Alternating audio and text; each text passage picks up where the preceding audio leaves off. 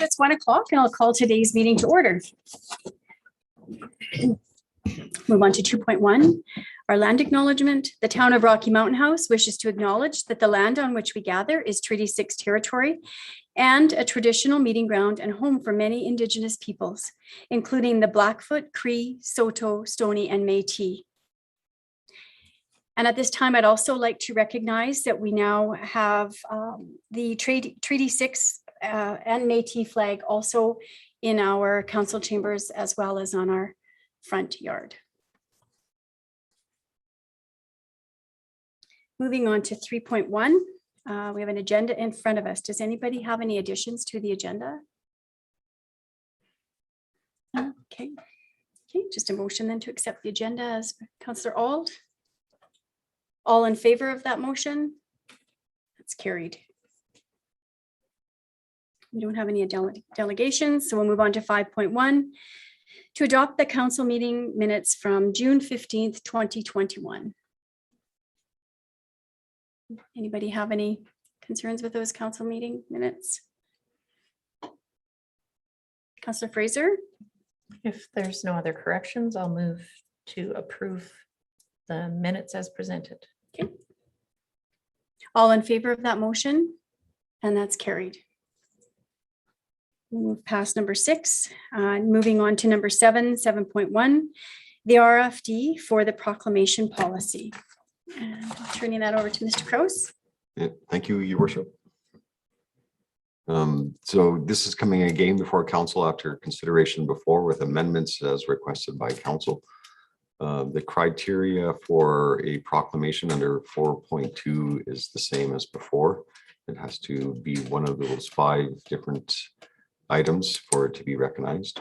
The major change to the policy for council's consideration is 4.3, where any request for a proclamation must appear as council as a delegation to express the importance of their proclamation request and what events are occurring in the town for the proclamation. And the idea behind that is just to bring an awareness to the organization that we are proclaiming for. So does anybody have any other questions for Mr. Krause? Councillor Fraser? I just had one question about 4.4 letter E. The request supports a cause that is contentious or divisive within the community. I'm just worried that that can be used. I find the word divisive comes up when people are trying to protect the status quo. So I'm not sure, is there a better amount of wording in there? I'm concerned that might deter people from coming in. Sorry, which number was that, Councillor Fraser? Sorry, 4.4 down the last one, E. It says proclamations will be denied if in the opinion of council, and then there's a list of the.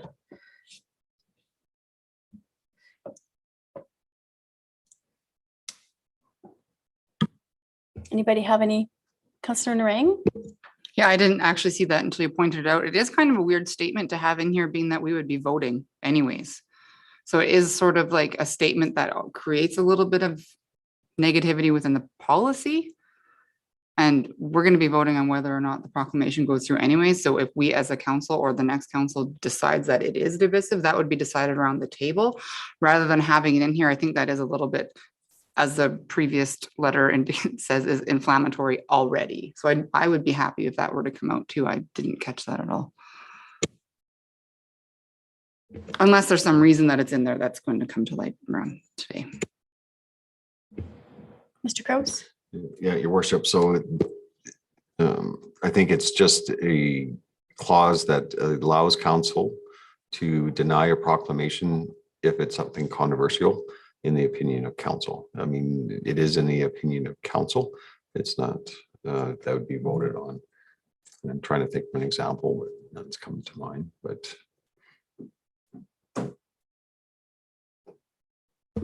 Councillor Brown? I think as well that when the public has a look at the policy, it's gives them some indication of what they should expect from council in terms of whether it'll be approved, what they might think is a rubber stamp, or if there's going to be some discussion on it. So I think it's worth having that clause E in there as it stands. Councillor Narang? And Councillor Fraser. Could we maybe, so I get that makes sense also. Would it be maybe if we change the proclamations will be denied if to could be denied if, or May. something along those lines rather than being so final in that statement? Okay, Councillor Fraser? My answer would have been, would it then make more sense that we could say proclamations may be denied if in the opinion of council, and then that basically leaves it up to the vote of council and discussion at the table. And then leaving E in there is suitable then? Is that what I'm hearing from? Any other feedback? Yeah, I can support could or may as well in the 4.4 itself. Councillor Phillips, did you have anything? So then it would read proclamations may be denied if in the opinion of council. Yeah, we've made those changes then. Any other feedback? So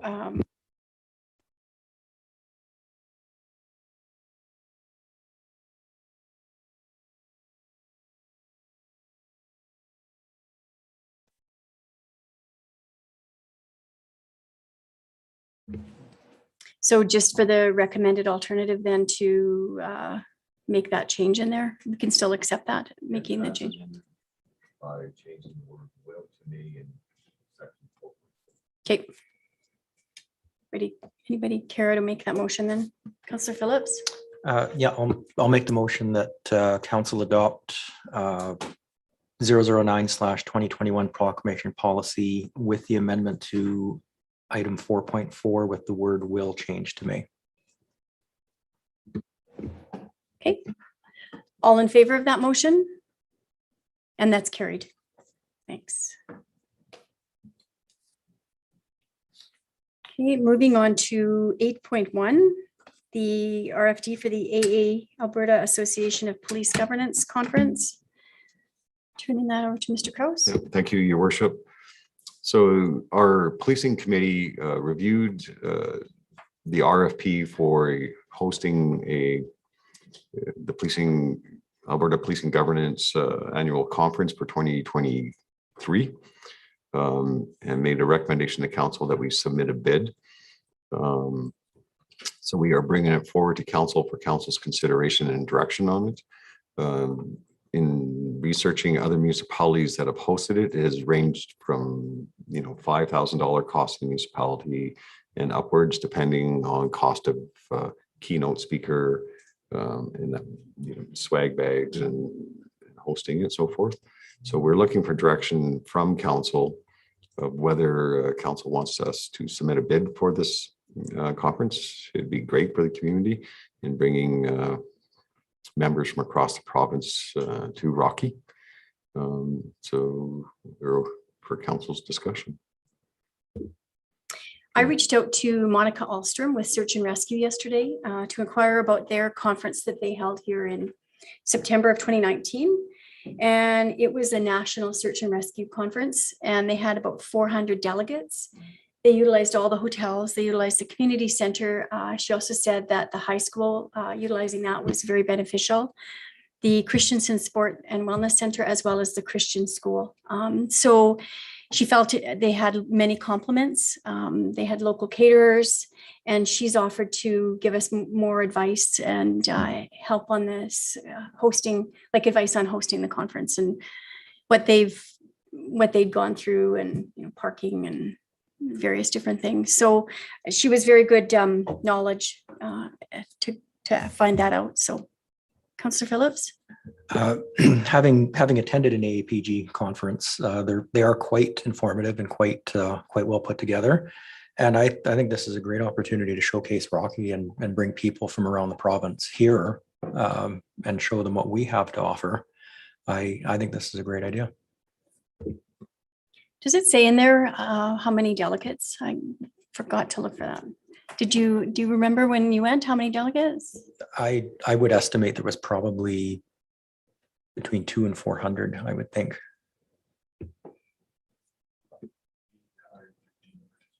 Oh, so search and rescue C2C had 400 delegates, and that was very doable. I So think that's just their AGM, it says though, so I don't know if that's referring to this event too. I would be really happy to see this happen here. It's going to be a little bit of staff time, but possibly we could even reach out to search and rescue as well. Maybe, if we needed help with certain things. I think it's a huge positive for our area. Okay, Councillor Brown. Yeah, I just don't see anything that would detract from this being a positive thing. I think it's a winner for the community in more ways than one. Any other comments, feedback? Okay. Councillor Auld. Is there any idea, like, cost wise, like there's nothing in here that really kind of just a general $2,000 for swag bags and just trying to add things up? And the speaker, it kind of varies and it has varied from community to community.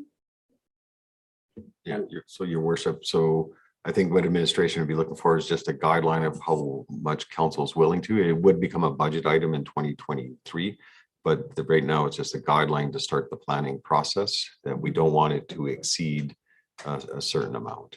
So, I mean, if council put a cap of, I think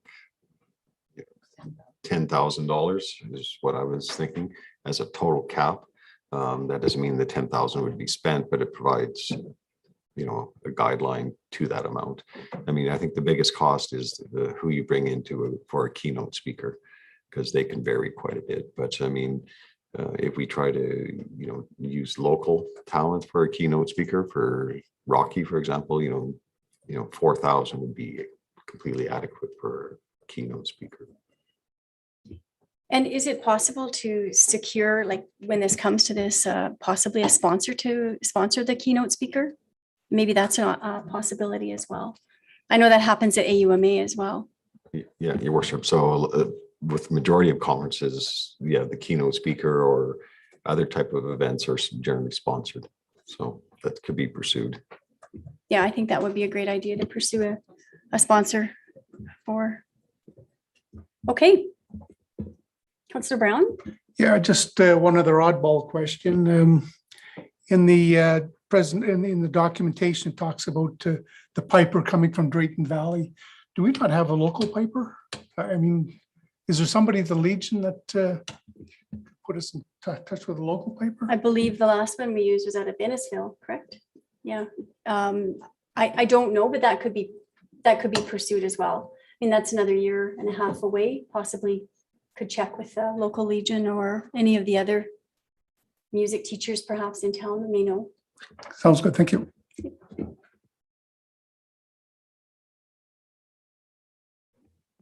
Okay. What would we like to do with this? Yeah, there's obviously no more discussion, so I would like to make the motion that be it resolved that council instruct administration to prepare and submit a bid to host the 2023 Alberta Association of Police Governance Conference for 2023 dates to be determined, with proposed costs not to exceed $10,000. Okay, any more questions? All in favor of that motion? Carried. Thanks.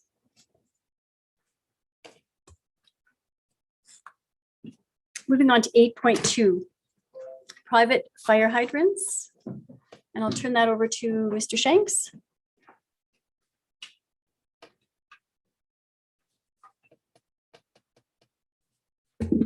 Good afternoon, Your Worship. Afternoon. So the private fire hydrants, we had a local business landowner come forward and request information on private hydrants, records for how often they're flushed, pressures, whatnot. This is a service that we've supplied over the years for free. Doing some digging. Not all communities do servicing to private fire hydrants. It does bring up liabilities if something goes wrong during the use of that private fire hydrant. With operations, we've dealt with 18 of them within the town. It does cost $2,600 roughly to do the 18 fire hydrants, and that doesn't include any maintenance as far as replacing gaskets or if it gets knocked off by a vehicle. We were supplying that service as well, doing the repairs to that. We're trying to get away from that as the cost savings for the ratepayers of Rocky. Back in 2002, there was a motion passed that we did not supply that any services to the private sector other than our water meters on private property. We're looking for direction on which way council would like to go with this, whether we continue to supply this service and charge it out and take on the responsibility of the liability of it, or we give notice to the owners and walk away from it, let them deal with it in the private sector. Okay, thank you. Discussion. Councillor Narang? Do we have access to those fire hydrants in case of an emergency? Like, are we using them as a town? Like, so if there's a fire and that was the one that was accessible, would Fire department has access be to using all it. fire hydrants within the Okay. town limits, yes. Okay, so to me, that's of added value to providing the service, but then I'm wondering, when you talk about liability, like when we're maintaining and doing the flushing and things like that, is there some sort of contract that we can enter into with these properties where that liability is sort of dealt with on a more official manner? So your worship, I can answer two questions for you there too. Where these fire hydrants are located is because they're located there because of the Alberta Building Code and Fire Code. So these hydrants would only serve that property because they're situated too far away from our municipal fire hydrants on streets. So if a building is set back from the municipal street and the hydrant's not within 90 meters, then they're required to have a hydrant on their own private property. So that's the one they would use to fight a fire on that property. So it's not like we would hook into that hydrant to fight a fire on a separate property because it would be too far. So, and to answer the second part of the question, yes, municipalities that do provide services for the private hydrants or enter into a contract with the property owner, which basically says, yes, we'll flush your hydrant once a year or winterize it once a year, but we're only guaranteeing the operation of that hydrant on that date. So if anything goes wrong with that hydrant in between opposite that day, then that's still your responsibility. Where it does get into, but then that still can open us up to liability. For example, if we don't close a hydrant 100% and water starts leaking into the barrel of the hydrant and it freezes over winter, okay, well, when did that leak occur? Did it occur during our maintenance or did it occur afterwards? So, I mean, it does open it up to questions and we're never 100% clear of liability. Councillor Phillips? I kind of view this scenario more like, individual businesses have their own fire extinguishers inside. They have their own fire suppression systems inside. I think with a private building that has to have its own fire hydrant because of fire standards, I think that should be treated along the lines of fire extinguishers and fire suppression systems, and that should fall on the responsibility of the individual owner. Thank you. Councillor Auld and then Councillor Fraser. I'm kind of up in the air on it. It's, I agree 100% that it is the owner's responsibility to make sure it's looked after. But do we not have a responsibility to make sure somehow that the steps are being taken to have those hydrants looked after? Say there's 50 people in that building and that owner is not doing the proper maintenance on it.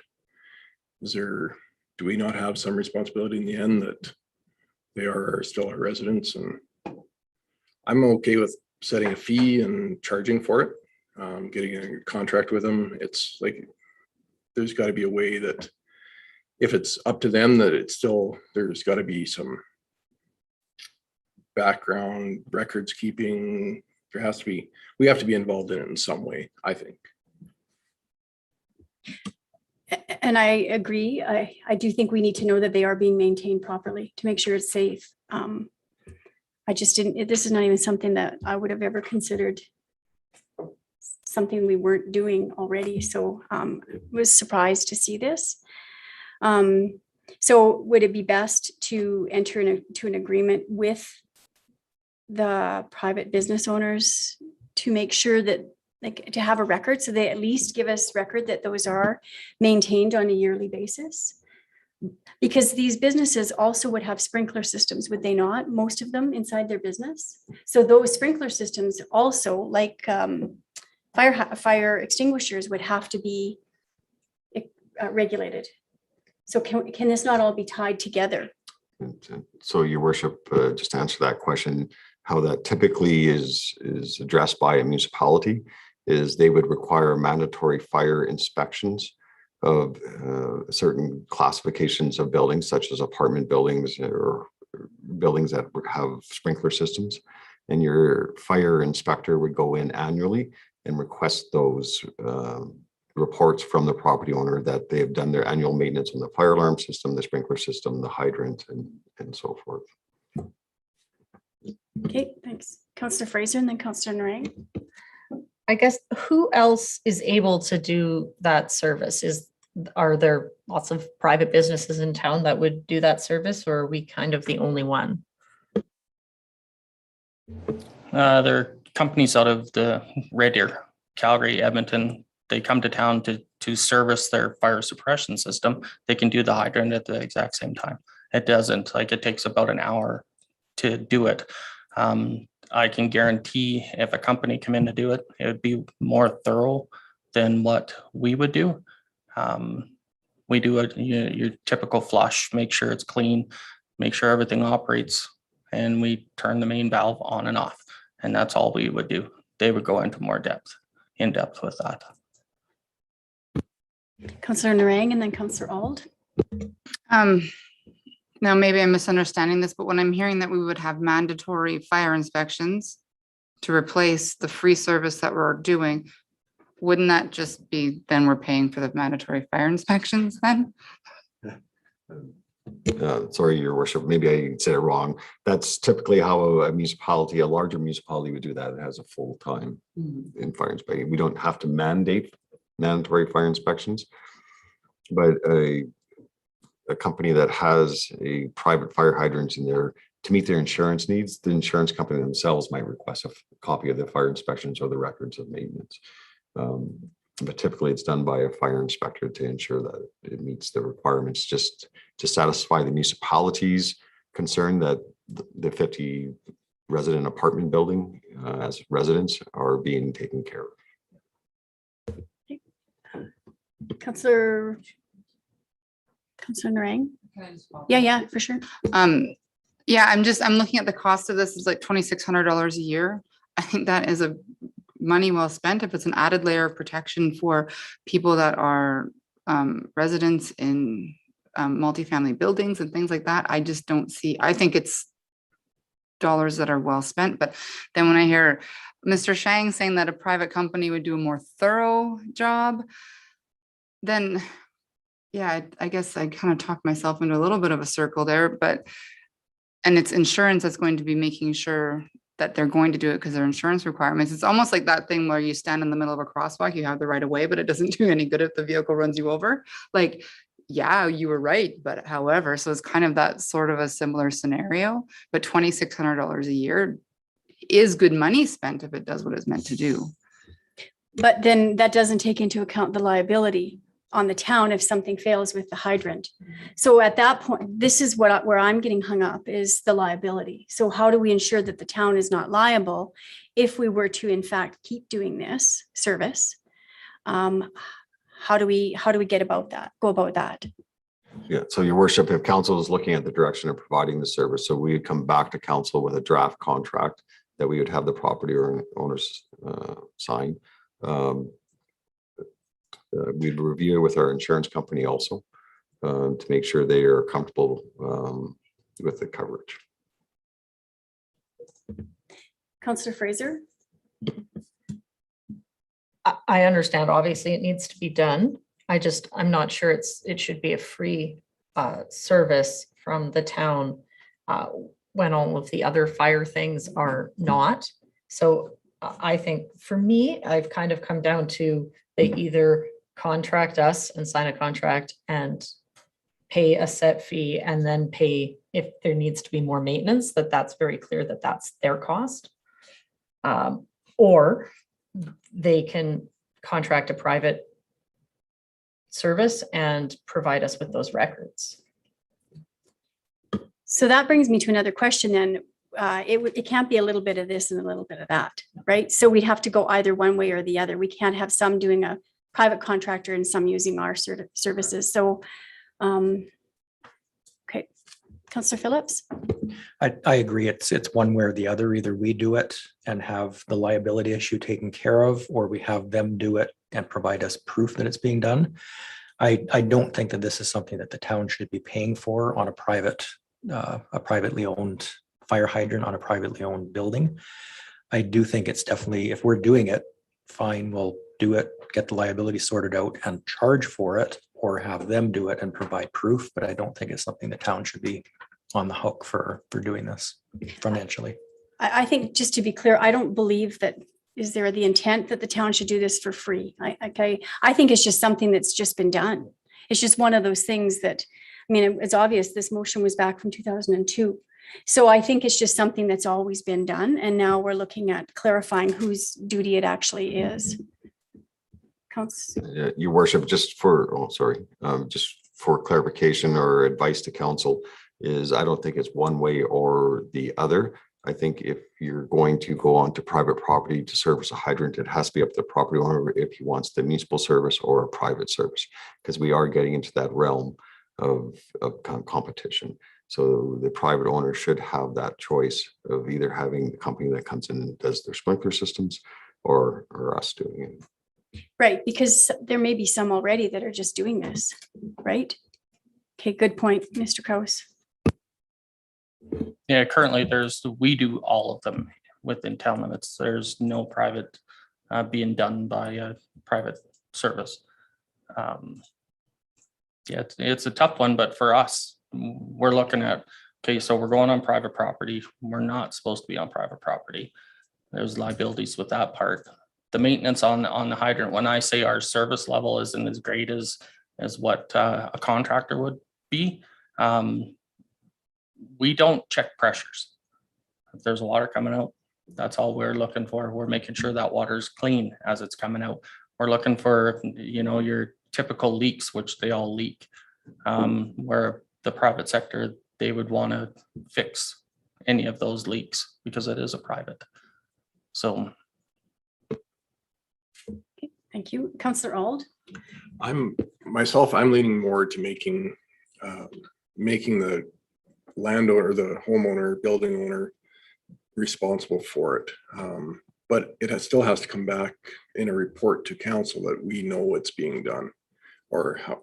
I'm not sure how that, if we get their inspection on the sprinkler systems, or I don't know if we get any of that. But I still think either which way we go, whether we do it and they sign off on it as a bare minimum service, or if we say hire it out to get your sprinkler guys to do it, we still need a copy that it's been done yearly and we know our residents are being looked after. I don't think anybody wants to just get the bare minimum done. So if we can't provide that, maybe that's a step where we say, look, you're not doing your residents a a favor by doing it this way. You need to have it done professionally. The cost is going to be on them, of course, but as long as they know there's a requirement, they have to do it, and it's just done yearly. I don't Yeah. want to see it every 3 years because they forgot or they didn't do it and there was a tragic accident. The only thing I really want to see is that we get a report saying, yes, it's done and it's functioning properly yearly. And that's currently not happening because we're just checking the hydrants. So what I'm hearing is a report, we're asking for a report to come back to council with some more detail, also including conversation with our insurance company, what we need, what we're liable for. Yeah, your worship. So that would depend on council's decision. If we put the onus on the private owner to service the hydrants and we're just looking for verification that it's being done, then we don't really need to involve our insurance company on that. We could probably achieve this without going through a fire inspection or a fire inspector. We could probably do it through our fire bylaw that annually they have to verify to us that their hydrant has been maintained and is operational just in our normal operations of fire protection. Because we don't ask that to make sure their fire sprinkler system, I mean, that's, so we're just looking for the hydrants. So. Okay. So looking for a motion to have administration bring back information regarding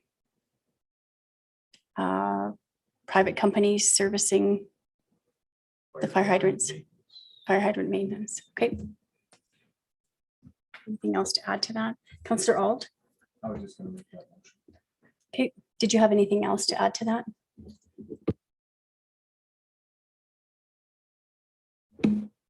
And we don't need a date specific, but I would see that this should be something that would be dealt with before we start going into fall freeze up. Councillor Narang? I'm sorry, I'm actually not clear on the motion. What are we asking for a report for? Or are we just saying like, or are we saying that the recommended action being that administration advise owners of private fire hydrants that they're responsible for servicing and maintaining those systems? That's not what we're making a motion on right now. What is the motion that what are we asking for, I guess? To have admin bring back more information regarding that. And then we can have a better, more wholesome report to have this discussion on. So, your worship, just for administration's clarification, so I'm understanding the direction that council wants to consider is that the maintenance would be up to the private owner of the hydrant, but council wants verification annually that that's occurring. Is that correct? Councillor Ault? That's my ask, is that I want to have proof that it's being done and that everybody knows that it's black and white. It's their responsibility. It's not the town doing some, it's not other people doing their own. There's no questions when it comes to the sprinklers, whatever. It's all drawn into one basket and it's inspected and it's looked after. If we can't do it properly, if we can't give the proper inspection, then I don't think we should be doing it. If the companies that are certified to do it properly, they do it right, then that's who should be doing it. But we need to have backup that it's being done. And just provide that documentation once a year. Yeah. Okay, so back to the motion then. Did we capture that in that motion? Ms. Cullage, do you want to read it back? Would you mind? Not at all. Going to be a little rough, but it reads something along the lines of, be it resolved that council instruct administration to bring back a private hydrant service program report with further details advising owners that they are responsible for servicing and maintaining these systems, and council having a confirmation of this service being done. You good with that? Everybody clear on that motion? Okay, all in favor of that motion? And that's carried. Thanks, Marina. So thanks, Mr. Shanks. Moving on to number 8.3, the RFD for the Eco Center location. And I'm turning that back over to you. All right, well, we've talked about this one quite a bit. We are looking for direction again on whether or not to move back to the old location, the transfer station on 5313 44th Street. Now that the county has vacated the property as of June 30th,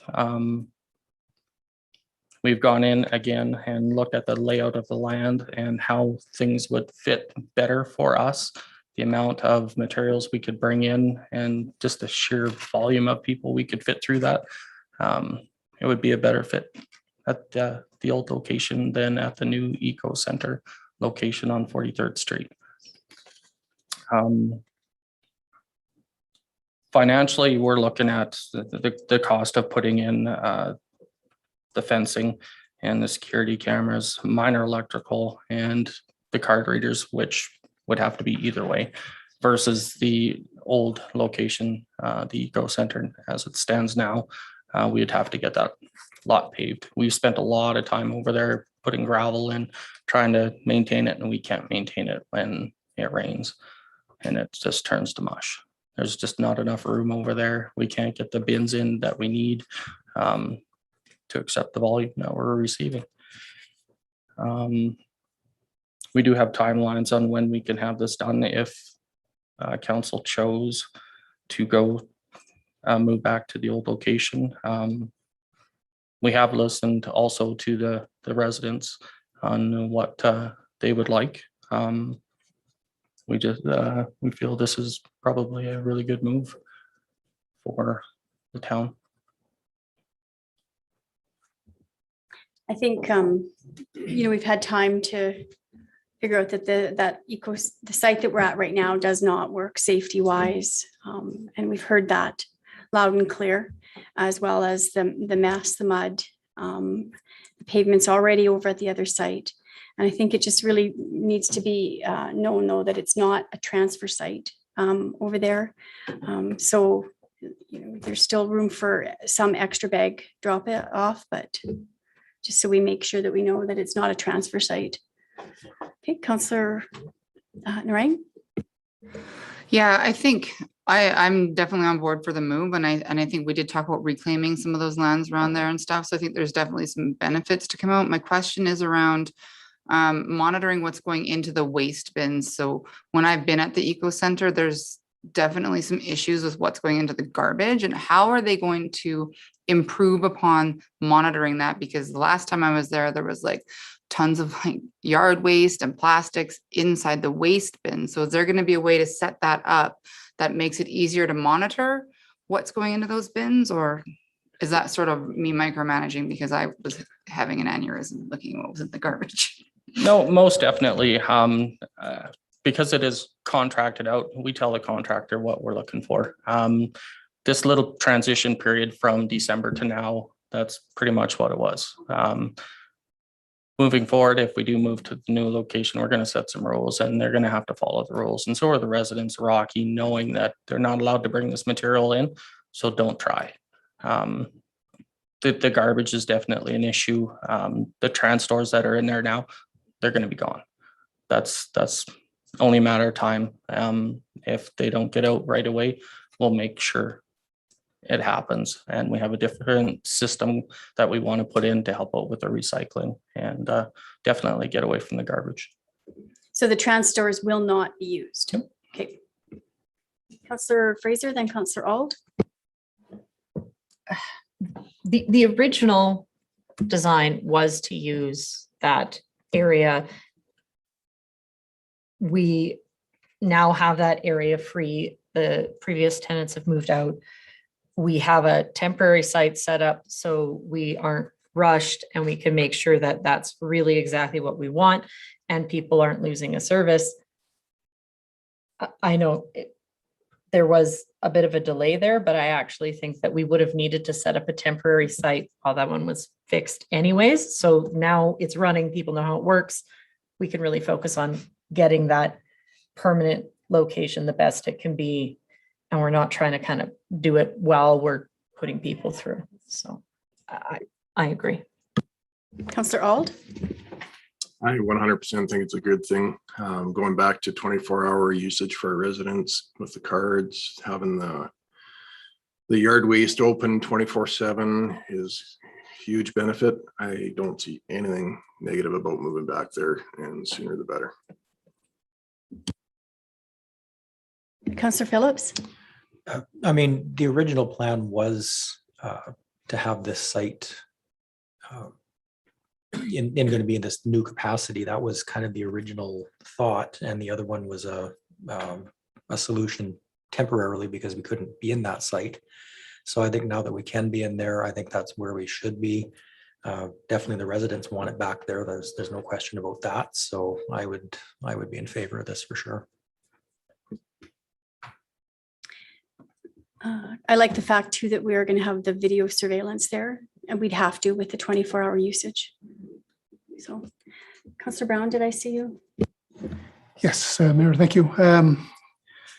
I definitely agree that this was in our original thought process, and I'm definitely in favor of the move as soon as we can get there. So my only question to Mr. Shanks is whether the dates and the timelines proposed in the package are the ones we're working with, and if there's any changes, are they sooner rather than later? We would like to follow the dates as close as we can. All depending on once we're on location with the contractor, because he's the one that's going to want to put the bins in certain locations to make it easier for the residents.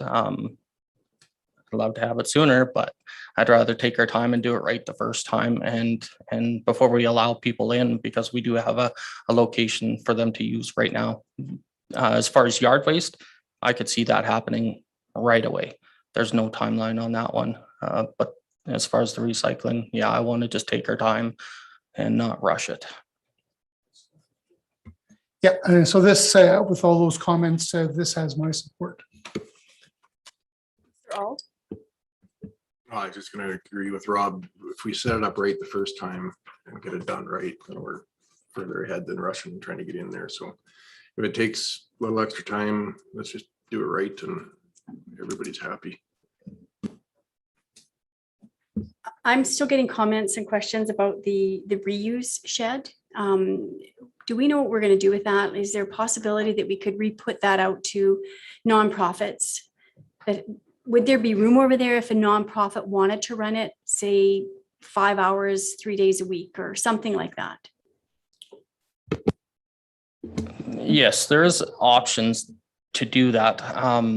We would have to move the shed down into the bottom corner where it's away from the main recycle area. When it was used before, there was way too many people coming in, and they would sit there all day and wait for collecting of whatever come in. And we don't want that. We want people to come in, drop off, and leave.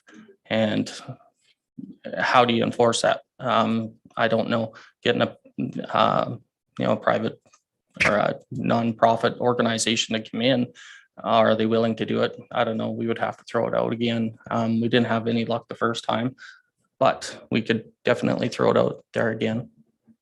I just think, and it could be locked, when the nonprofit is not there, so that it doesn't become the responsibility of the contractor now for the eco center. But I do know there are other successful ones that do run in Alberta, but they are run by nonprofits. And so that's, to me, the only way that could operate is by a nonprofit. So, Councillor Fraser? Is there another location for that shed that might work better? Because I know, because we have a contractor in there and because people are always coming and going, and I know that you kind of want to go there with your recycling, but maybe if there's another spot that makes it easier to have set days for whoever's going to run it, maybe it makes it easier for drop-offs and for people to park there so they're not blocking things up. Is there another place that might work better than at that eco center? I think that would be up to the nonprofit, I guess. Maybe, if having said that, thinking about having the nonprofit right in with the contractor might not be the best thing.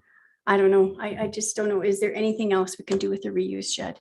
Mr. Kraus? Yeah, your worship, I think that it's a whole new topic. Yeah. And I think the administration needs to research it more and look at, you know, the options being thrown out by council and come back to council with that. Yeah, let's just get the eco center up and running first and then worry about that reuse center. Okay. Councillor Phillips? I was just gonna basically kind of say almost what Mr. Kraus had said, and it becomes a moot point if there's no nonprofit group that will step up to do that, then it becomes a moot point. So I think that's the first thing to find out.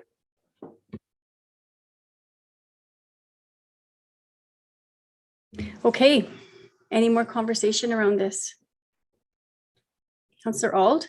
From our conversation, I'd like to make a motion that be resolved that council authorizes administration move the eco center to 5313 44th Street.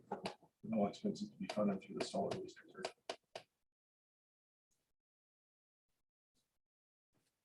Okay, any other questions? All in favor of that motion? That's carried. Thank you.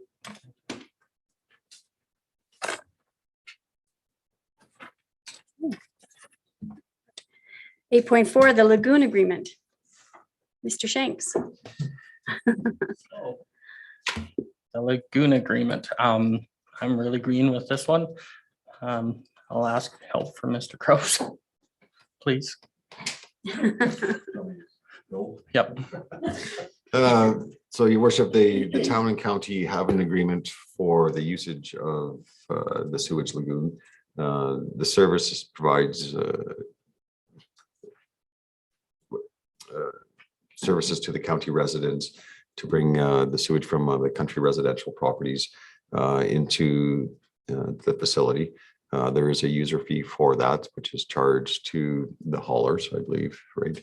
Which in turn charges back to the residents. And it's the same thing with the residents within town that aren't connected to our sanitary sewer system.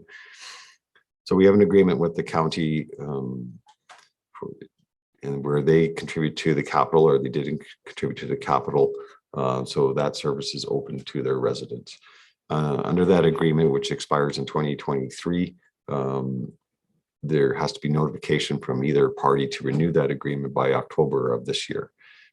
So it's being brought forward to council today for consideration or direction for us to initiate those discussions with Clearwater County to renegotiate a new agreement going forward from 2023. One of the main topics of discussion with the county would be the cost of capital. So as council knows, we are in the process right now of building a new wastewater treatment facility in the tune of $27 million, where the town has already secured over $20 million in grants. So that leaves about $7 million for that new facility that has to come from the municipality. The discussion with the county previously under the existing agreement was they contributed a percentage depending on usage of the facility. At that time, it was determined it was approximately 20%. So the county contributed 20% to the upgrades to the existing sewage lagoon. So those figures have to be reviewed with Clearwater County because that would be the basis of where they contributed to the capital. So that's going to take some time to reevaluate those. But really, we're just looking for direction right now from council to initiate those discussions with the county. They did have a strategic planning meeting, would have been 2 weeks ago today, I guess, where this topic came up at Clearwater County meeting. And their council did vote to also open up these discussions. So I would suggest then that we take this to an ICC meeting to open up those discussions. Your worship, that definitely would be a process under the Stronger Together agreement. Okay. Absolutely. Okay, Councillor Narang. I just want to note, I think we've we've worked so much with the town, with the county and on doing these agreements that we've come up with some really great strategies as far as figuring out these numbers. So I think I believe that we can look forward to this being a lot smoother process now that we have these other agreements in place. We kind of have a feel for what we think should be happening. And I think that we have really built some good foundation with the county and getting agreements into place like this and modernizing things. So I don't have a question, just a statement that we put a lot of work into building these relationships, and I think it's going to be a good process. Yeah, I would agree with that. So then the natural process then would be to take it to the ICC meeting and open discussions. So just looking to schedule an ICC meeting within the next, whatever. Council Director Administration to coordinate an ICC.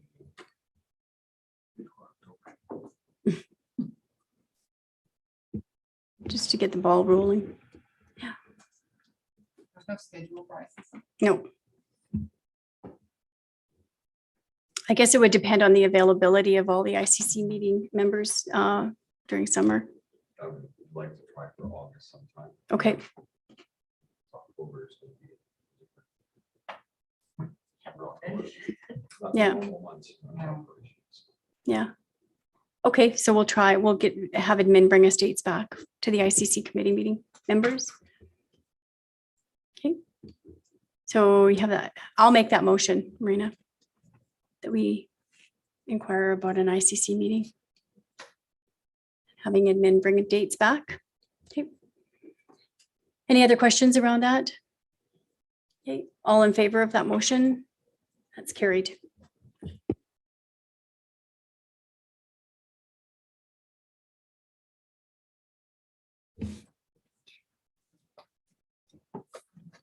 Okay, moving on to 8.5, RFD for the cost contribution agreement. Mr. Schwader. Good afternoon, Your Worship and Council. I'm here before you today in regards to a little history. We had a development permit for the North Saskatchewan River Park taken out in 2002. Part of that requirement was to have a proper access road to get to the North Saskatchewan River Park. In late 2020, we were approached by Alberta Transportation in Clearwater County in regards to a cost sharing for road access. Alberta Transportation had some funding available to help with the project. And today I'm before council. Clearwater County has forwarded a cost contribution agreement for the access road. Total cost is for the project $1,062,000. Our share of that would be $354,300 for the access road. They are hoping to get at the project this summer and be ready to go by probably beginning of September. So as part of our development agreement from 2002, this is a requirement. This has probably been the best scenario that we've been given, I guess, from Alberta Transportation and them being a partner. It's very beneficial for the town to move forward in getting this access done for the North Saskatchewan River Park. Because in past, it would have been just a two-way split. So if this three-way is a win-win and it gets us, I believe, better use for our North Saskatchewan River Park. So I think it's a win for everybody in this community, the whole region. So Councillor Phillips.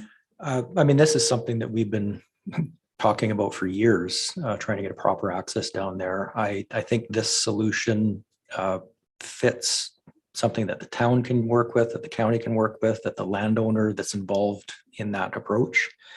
I think this is a great idea, and I think this is something we need to do for sure. Yeah, I think it's a great opportunity with Alberta Transportation in there. I think it's before they change their mind. Does anybody have any other comments or questions? Councillor Auld? Just looking through the map on the proposed changes and whatnot.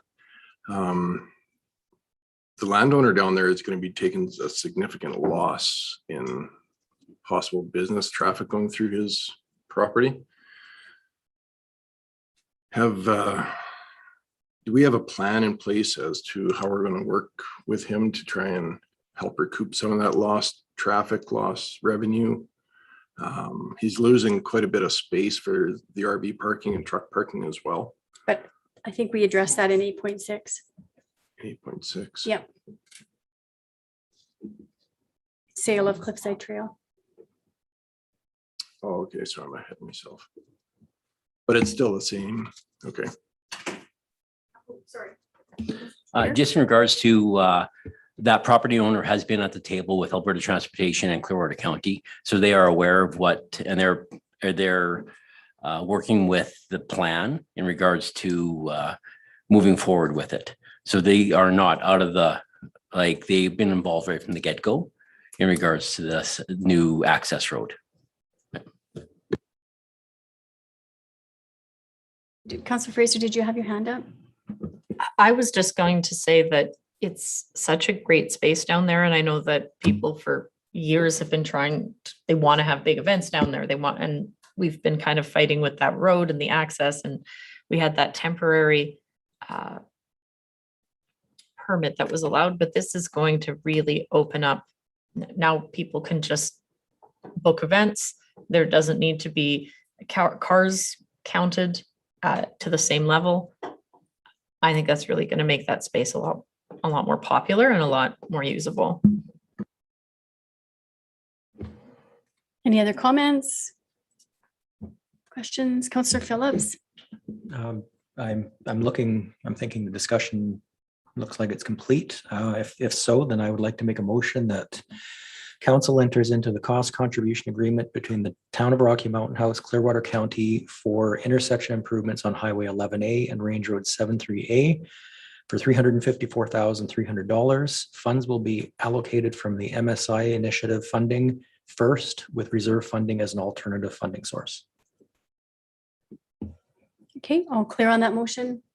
All in favor of that motion? And that's carried. So we'll move on to 8.6, the RFD sale of number 2 Cliffside Trail. Mr. Schrader? Okay, so the town has been approached by a property owner, Hamilton Holdings, in purchasing the number 2 Cliffside Trail. And that's the lot that we purchased in 2010 for possible expansion, campground use, access to the North Saskatchewan River Park. Back in 2019, he did approach the town in regards to leasing that property. From that motion, he never did lease it since 2019. In my comments, I do talk about some of the land that he is allocating for this access road to happen with Alberta Transportation. It's not a huge amount, but at the same time, for us to make this access road work, it's going to be beneficial with him contributing his piece of property to help with the road getting into the North Saskatchewan River Park. We did sell to the county for the road widening for the 673A 0.44 acres back in April for that to happen. So this property is a little bit smaller from the appraisal that was done in 2018, which was valued at $146,000. Hamilton Holdings is offering $141,600 for the property in their letter to purchase. Any questions in regards to the possible sale? Does this include, I can't tell by the map, does it include where the road currently is right now? What happens to that sliver? You may want to go to the last map, the design.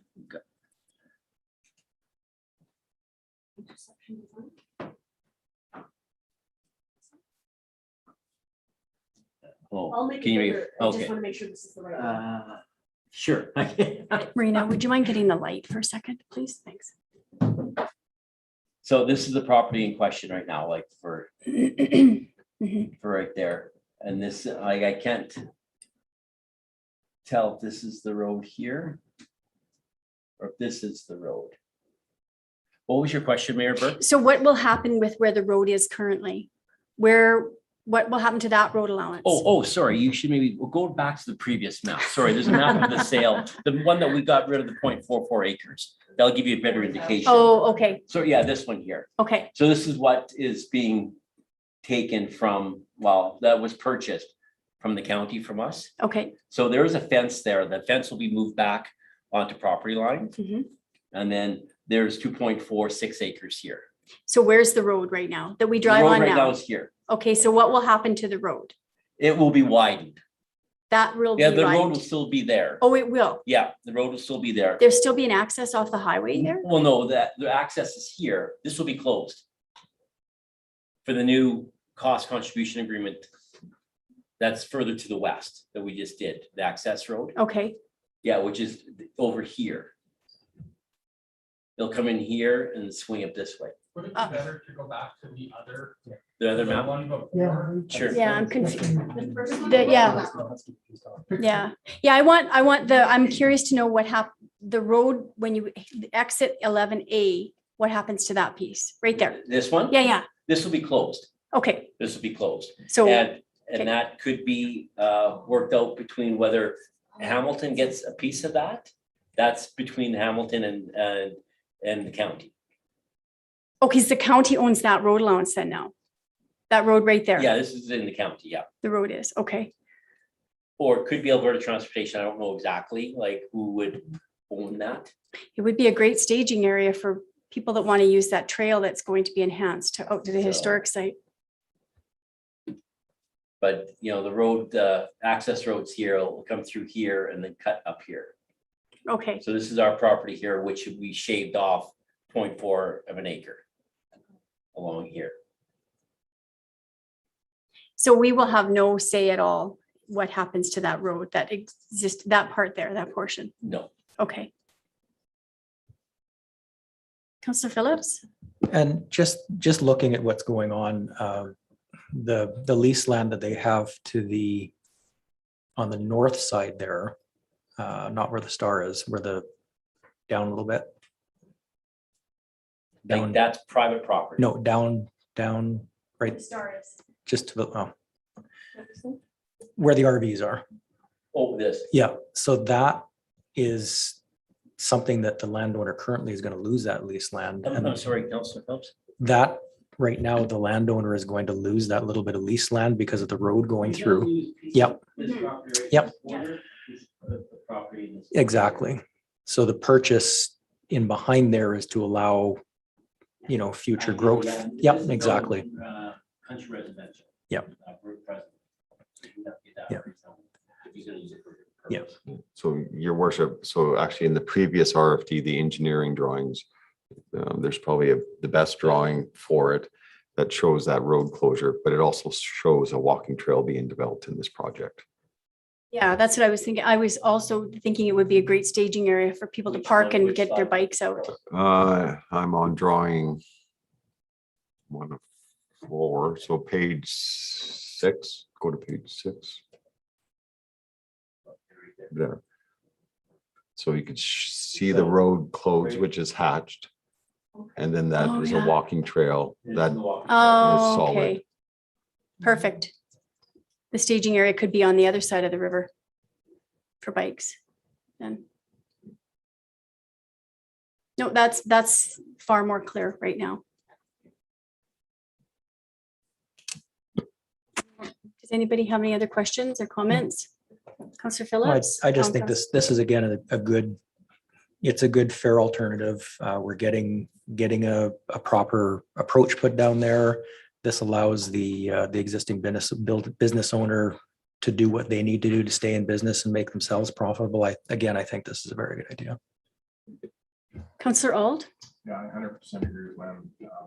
The landowner's giving up a good portion that makes his business viable, I think.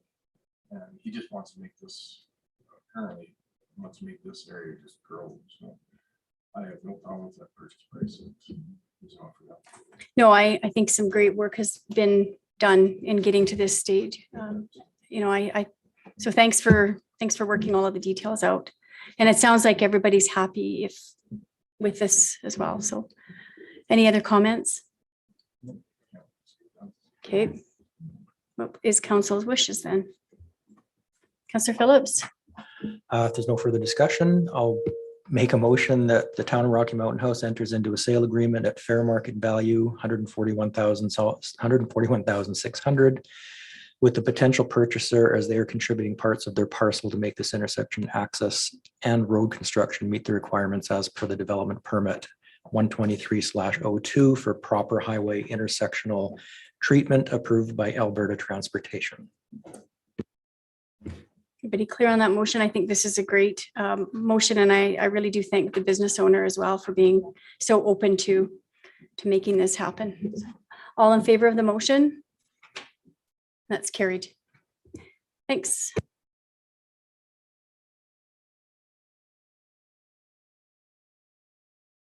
Moving on to 8.7, the RFD for the Recreation Master Plan Review. Mr. Ament. Good afternoon, your worship and council. Yes, so just before you today to bring a brief report, sort of updating some of the work that the Recreation Board has been doing in a review of the Recreation Master Plan. We had a strategic planning session or a review, a half-day review on June the 18th. And part of that review, we reviewed the various aspects or sections of the current Recreation Master Plan, had some very good discussion. It was determined that perhaps a survey could be prepared and distributed, via the town and county websites and social media platforms. The survey would provide some background related to the recommendations that were identified in the original master plan, some of the things that have been achieved out of the master plan, and then also provide a means for updating the priorities for indoor facilities, outdoor facilities, and programs going forward. Some of the priorities outlined in the plan, or have these priorities changed? Again, we're looking to engage the public and the youth and the seniors and getting some input in that, and again, providing an updated planning document that will allow us to make preparations and plans for future development. The plan would have the survey prepared and ready for circulation by mid-July. We would circulate the survey through online using a Survey Monkey. The town has a Survey Monkey account, so we can work with our communications coordinator on getting that distributed, work with our county partners as well in distributing there. We've had members of the Recreation Board have offered to attend the Market on Main for a couple of weeks in August. End of July, early August. And then also we would present the survey through the Youth Advisory Council to allow them to provide input. I believe they've already got a copy of the Recreation Master Plan. I've been asked to consider some of their comments toward that. And then administration would then be able to compile the results of the survey through the month of August and prepare a report to bring back to the Recreation Board in early September, with hopefully a draft of the updated Recreation Master Plan available to both the town and county councils by the end of September. So at this point, we're just seeking council's approval to proceed with preparing a survey and distributing that. Thanks for that, Wes. We did bring it to the Youth Council last week, Councillor Fraser and I, and had some good feedback. So that was really interesting to involve the youth perspective. And I'd like to see us do that more on as many things as possible. So it was great. Any other comments or questions? Councillor Narang? I just have a question regarding the fish pond. I see it's on our list. Do we own and maintain the fish pond? Your worship, no, we do not. Oh, No. Mr. Shanks could probably give you more in depth on that. Yeah, we do maintain it. We cut it the same time we cut the NSRP. We've done it for years. Why, I don't know. There was an agreement before I was ever into this, so. okay.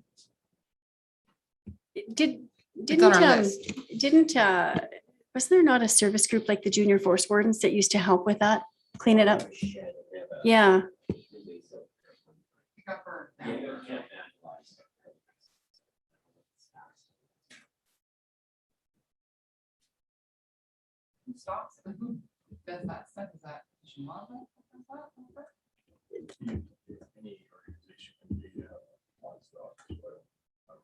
Maybe the schools? I'm I know some schools have those programs. sure I've seen. I don't even know what name of is it Fish and Wildlife? I don't even know what the name of that, put fish in there. I believe Fish and Wildlife is involved in many of those projects, stocking fish ponds. Counselor Fraser? I guess whose pond is it? Is it on town land? Is it on county land? Is it on crown land? Whose pond? We are researching that. Oh, okay, all right. Under review, okay. Counselor Fraser? I guess fish pond notwithstanding, if there's no other discussion, am I good to make a motion? I'd like to move that council instruct administration to proceed with the plan to conduct a survey to assist with the update of the recreation master plan. Any more comments, questions? All in favor of that motion? And that's carried. Thank you. Thank you, Mr. Ament. So we'll move on to number 9. 9.1 is the Bighorn Rodeo Parade invitation.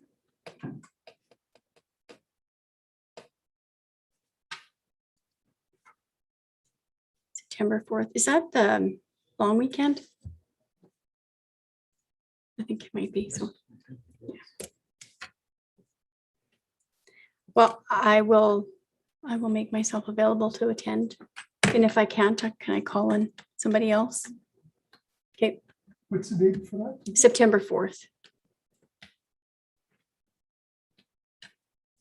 Okay, so I would just need a motion then, please, from somebody.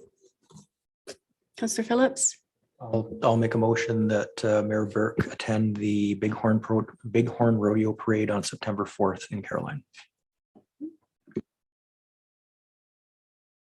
all in favor of that motion? That's carried. Sorry, I got my agenda just completely went out on me.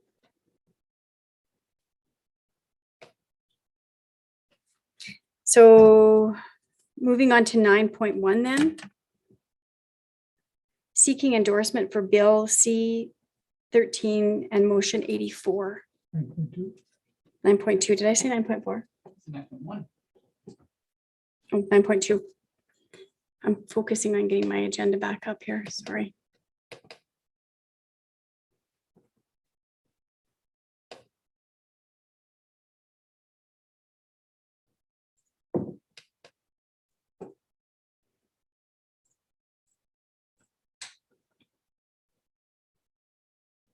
Okay. So there's an email from Peter Julian, MP, and he's looking for an endorsement. An endorsement for the House of Commons for the anti-hate crimes and incidents. That's motion M/84. And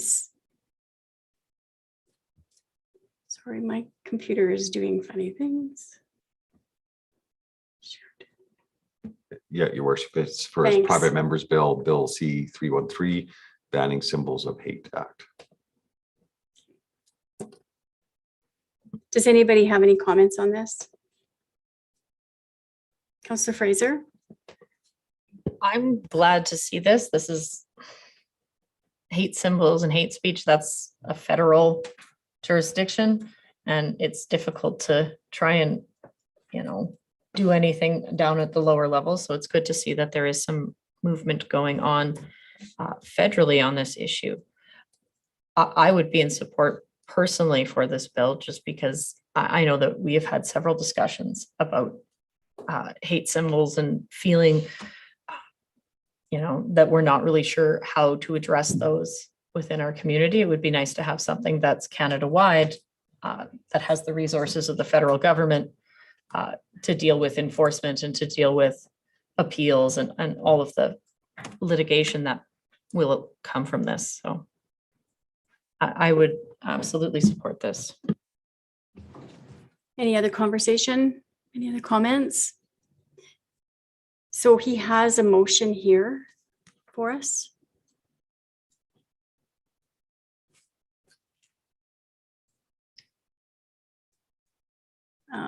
And is next Peter Julian.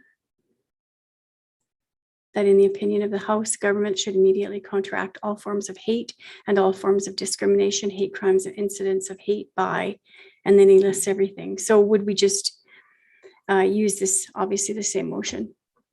Your Worship, the motion is on, I think, on the second page of his email. On behalf of 6,800 residents, the mayor and council of Rocky Mountain House endorse MP Peter Julian's private member motion M84 anti-hate crimes and incidents and his private member bill C313 banning symbols of hate act. Good. Yeah, I now see it. Thank you. Councillor Narang. I would make that motion if there was no further conversation. So you're making the, Councillor Narang will make the motion. Any other comments? All in favor of that motion? Carried. Thank you.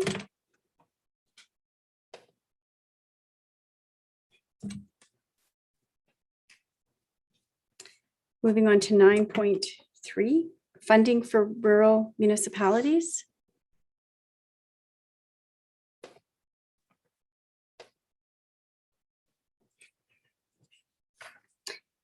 We sent a similar letter.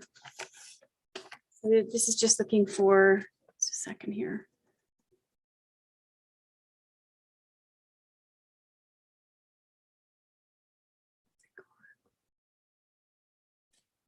We sent a similar letter to Premier Jason Kenney on January 15th, asking for basically the same thing. So does anybody have anything else they would like to add to that, or do you feel that we need to send another letter? Yeah. Okay. So then just a motion to accept this letter as information, please. Councillor Auld, all in favor of that motion? That's carried.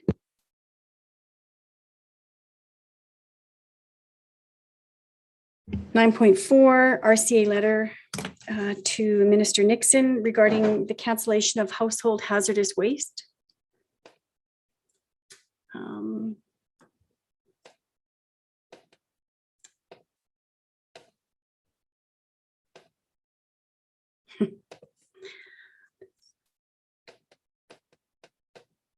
So this is big on RCA's radar right now because the funding has been cut from infrastructure regarding household hazardous waste. Swan Hills will be closed, and it then will become the responsibility of municipalities then to take care of their household hazardous waste, or it will end up in the landfill.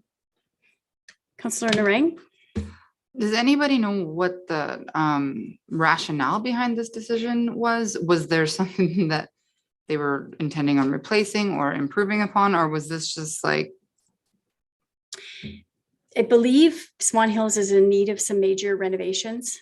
And so they've just decided that there are other places that this household hazardous waste can go.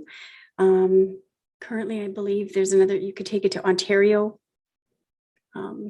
Anyways, the bottom line is this will become now a financial burden for municipalities.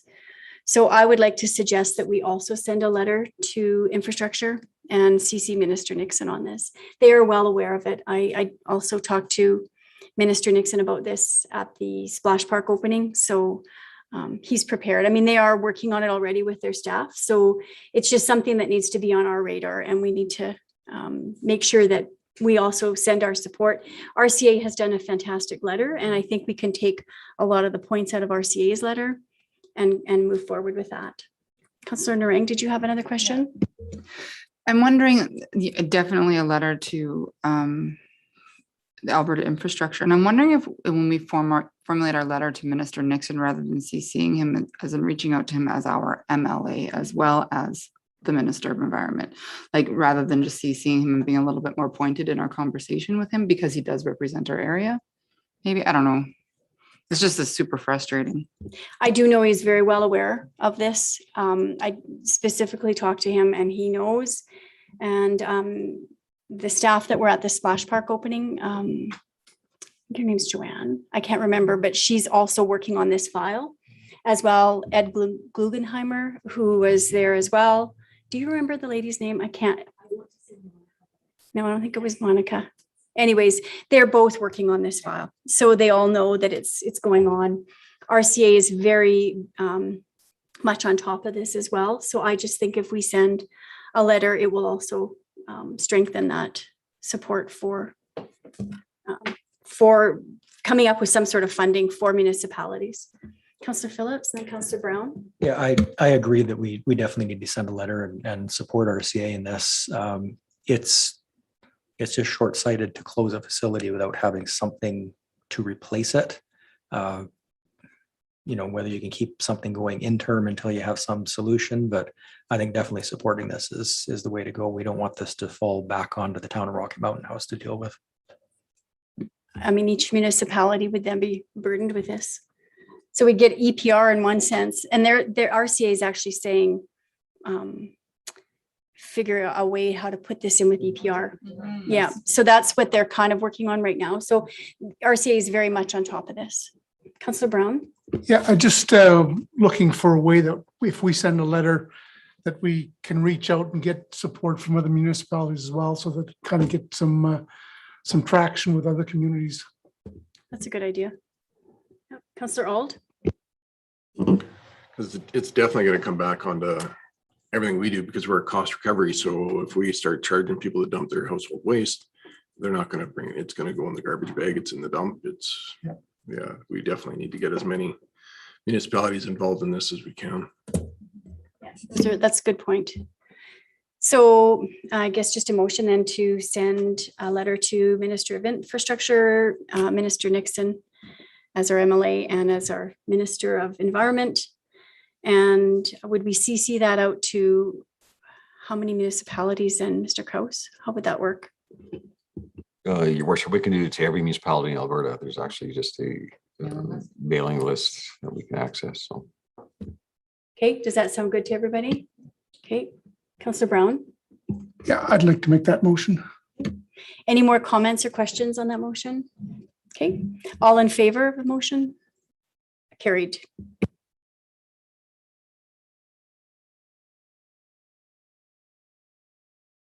Correspondence for information next. So I'm just looking for a motion to accept 10.1 to 10.21 as correspondence for information. Okay, Councillor Phillips. I'll make that motion. All in favor of that motion? Carried. Moving on to my report.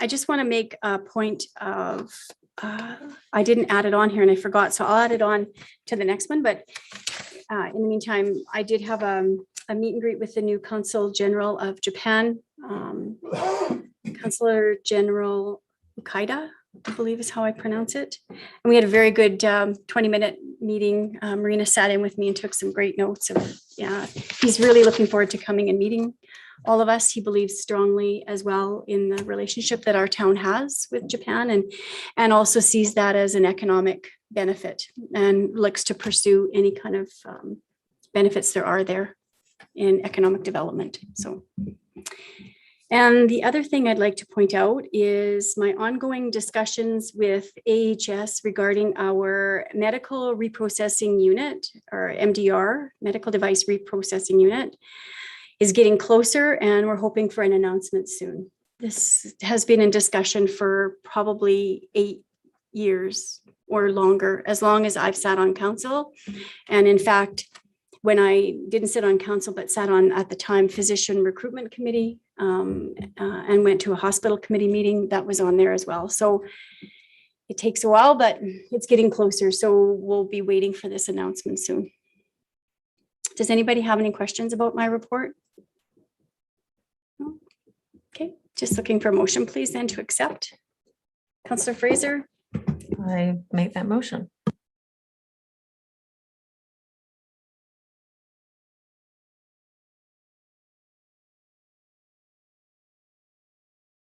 does anybody have any questions about the councillors' written reports or anything to add? Okay, I'll make a motion to accept the councillors' written reports. All in favor of that motion? And that's carried.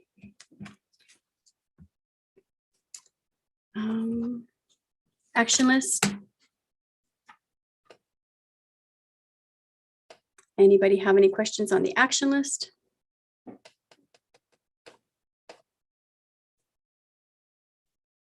No.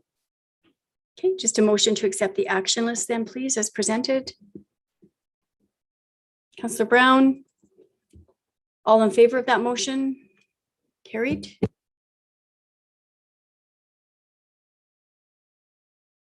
Does anybody have any administrative inquiries? Councillor Fraser? I have been approached by a few people about water at the dog park, and I know that actually putting a service in over there is incredibly expensive, especially considering how much the Spray Park just was. However, I was driving through the detour behind the houses when they were doing 47th Street, and I noticed the temporary services that were set up for those houses while they were fixing it. And I was curious whether we, as the town, owned some of those and whether that might be a solution just for the summer months to run a temporary water service over there so that there was water access. I'm not sure how complicated or if that's even possible with those, but I had a question about it. I guess I would just question who would monitor that temporary water service so it doesn't get abused. That would be my only concern with that, but anybody else have any? Councillor Ald? Right, I think it'd be horribly expensive to put in checks and balances to make sure that water system is automatic shutoffs.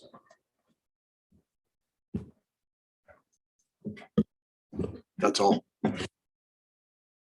Can people access water currently at the visitor information place? Yes. Okay, so is that a good option to suggest to people then?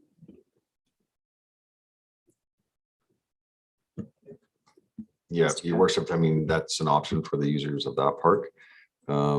To run water to the dog park, we would actually have to come back to council under procedural bylaw. I'm sure this is over $500, so we would have to research that and come back to council for consideration.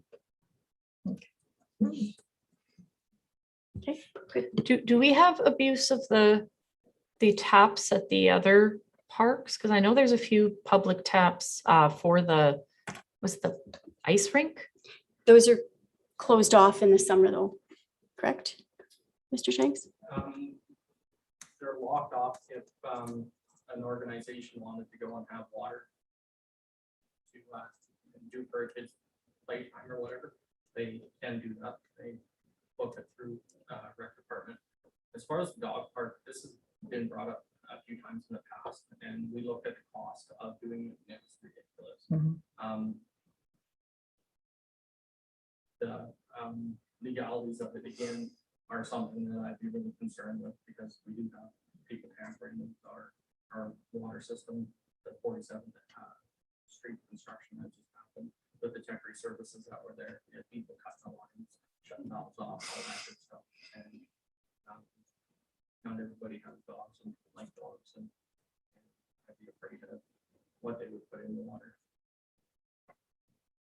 All excellent points. Thank you. Any other admin inquiries? So I have a few. I'm just, sorry. Market on Main, we had done that in the past as council. Do we want to sit at Market on Main a couple of times and answer questions from the public? Because we've done that the past few years. Anybody's thought on that? Yes, no? What was that? What was the response? Was Yeah, there? there was quite a few people. I that don't stopped remember. I by. don't think I ever. I think we had admin sit there with us as well. Oh. Like, you know, everybody in town, of course they'll stop and visit you. But we did have admin and they were able to answer questions and I recall a fairly good response to, people just approaching us. We also approached them to get their thoughts on whatever the issues of the day were. So I think it's worthwhile. Councillor Ald? I think it would be good if we did it on days that we had important events coming up or things that we wanted to get a public's random opinions on. I don't see a whole lot of value in just being there, but if we're promoting something, we're trying to get people involved in something, then I think it's a great venue to do that. But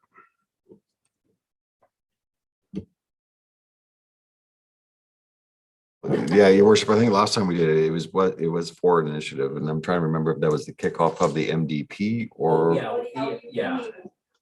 I think. I'm not sure if council Okay. was there or if it just admin Yeah, was there. council. No, councillor was there. Yeah. I apologize. Okay. Okay. Accepted. Sorry. Okay. So that was what we were there for. Okay. Councillor Fraser? Didn't we also have the survey? Because I know we talked about them and I think it was the pre-budget survey. Oh. That might be a good place to collect that anyways, if you already have an existing one, not if you had to make one yourself already again. I believe we did that 2 years ago. The timing lines up properly. Councillor Fraser's inquiry, it might have been 2 years ago. The timing doesn't match with the budget engagement we did in 2020, but it possibly could have been 2019. Okay, that's good then. Councillor Narang? There was a year we did like, I swear we were surveying people all the time about something, so maybe. Yeah, I mean, I don't have a problem going down there, but I agree with Councillor Ald if we have something that we're really working on. Okay. Oh, Mr. Ament? You're welcome to sit in when we. Oh, okay. Okay, sure. Might work if they had any other questions. Okay. Okay, sounds good. Okay, thank you. Okay. Tour of Stickland Farms.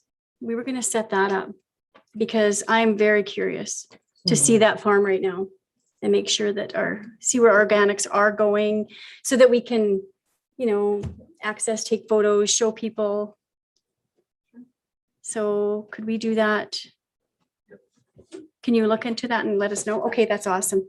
Thank you. And my next one is been hearing a lot of conversation around Highway 11 lately and where it's stopping, where it's starting. I'm just thinking, is it time we reach out now to Minister McIver again? And, there's been so much going on with the pandemic that we've kind of let this slip, but I did talk to Minister Nixon about it the last couple of times I've seen him. And I think we should reach out specifically to Minister McIver and ask him what the plans are for Highway 11. Because I'm still hearing people fearful that it is a what's the road? Bypass, thanks. A bypass through Rocky Mountain House. And we want to make sure that that is indeed not what's happening. And I'd like to hear that directly from Minister McIver. So maybe, did you? Okay. So maybe set up a meeting. I'm willing to go to Edmonton. If we have to go to Edmonton to meet with him, let's do it. But I think we need to get that information as soon as we possibly can.